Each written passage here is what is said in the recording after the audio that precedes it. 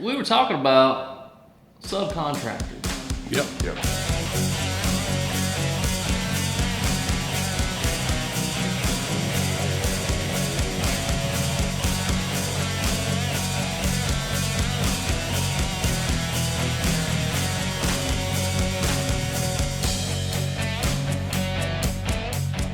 Good evening, ProfitDig. Good to see you today. I'm here with Jeff Spencer, Howdy. Chris Work. What's up? I'm Jeff Givens. If you like the content that we produce, please like the video, leave a comment, Yep. share it with your friends, Subscribe to the channel. subscribe to the channel. Check us out at ProfitDig.com if you're looking for an app for bidding and costing for your company. Absolutely. Yep. And this video is not brought to you by Miller Lite. Therefore, I'll keep the label turned in. Yeah.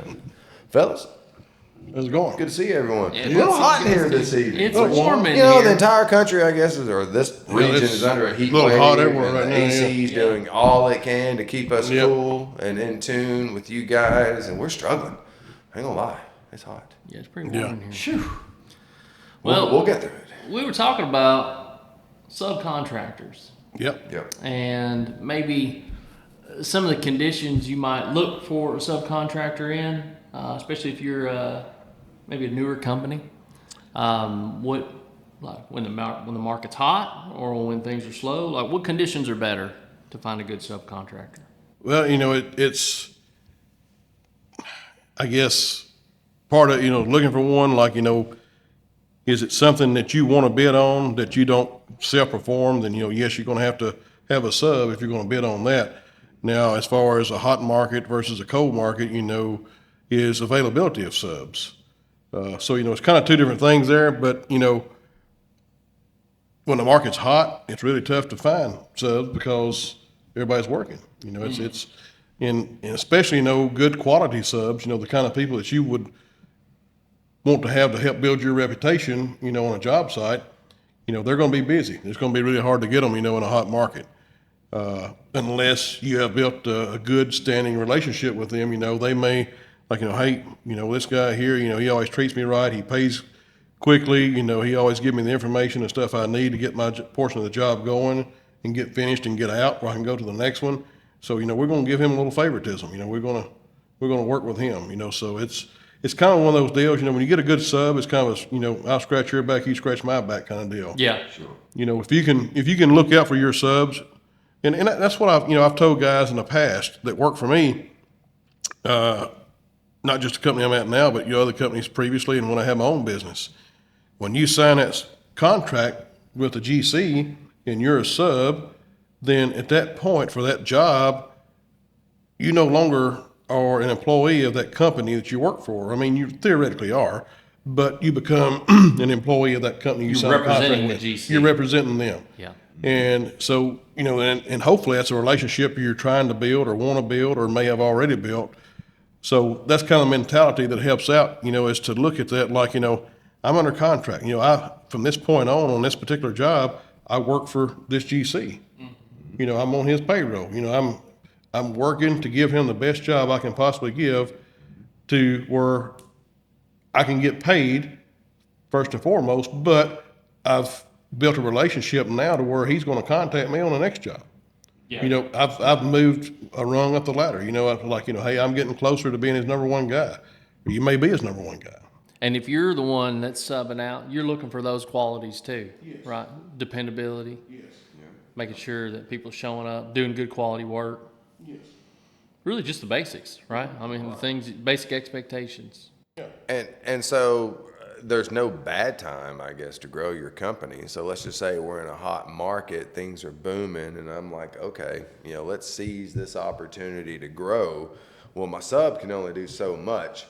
I can't have him on so many jobs at once. Right. So, I mean, is in a hot market a time where you might branch out and roll the dice on a new sub that I'm not saying someone you've never heard of, but I mean, in terms of like trying to develop that relationship and, laying that quality of work that you expect from the subs you currently have. I mean, is that a good time to bring someone new in to try to Possibly. expand your business? Possibly, you definitely want to know something about them. Sure. But, just like you said, you're talking about the quality of work, because the GC you're working for, or the contractor you're working for may be a sub under the GC. So you may be a sub of a sub. But either way, you still are representing that company, and so you want to be able to do quality work because they've got a reputation of quality work. Absolutely. And so if you're not doing quality work, they're going to start using you less and less or cut you off, But to what you're saying is, like, don't just go out there and grab the first Joe Blow that you come across. Make sure you know a little bit of something about them. And it's good to, when you're building relationships with subs, if it's a field that you're going to bid on, just say concrete, for instance. So you're a grading guy, but you want to bid on some concrete work and get into concrete, and you use this sub. Well, have 3 or 4 subs lined up, that you deal with that do reputable work that you would be happy to use either one of them on any job. Yeah. That way you've got some flexibility, like this guy's tied up, that guy, this guy here I normally use, he's free. Yeah. So, if you're tied to one sub, it's really going to be difficult to get them on one job, let alone multiple jobs. Right. And for you to grow. Right. So. Yeah, I think in the past too, we've talked about, you might want to be a little careful sometimes too about using subs, right? Like when you're, especially if the market's not in the best conditions, like work's not hot in this particular area. Sure. Yeah. You're going to be putting markups on those subs. On those subs. And you don't want to overinflate your bid and then lose a job. Right. Yeah. And, and to build on to what you just said, don't get too carried away. There's a lot of people out there that get over eager. They want to do as much work on this job as possible. So they start looking at the paving, they start looking at the concrete, they start looking at this, start looking at that, and they start hiring subs or getting quotes from subs. Well, especially in a slow market, nobody wants to hire a sub that you can't make money off of. You want to be able to mark them up.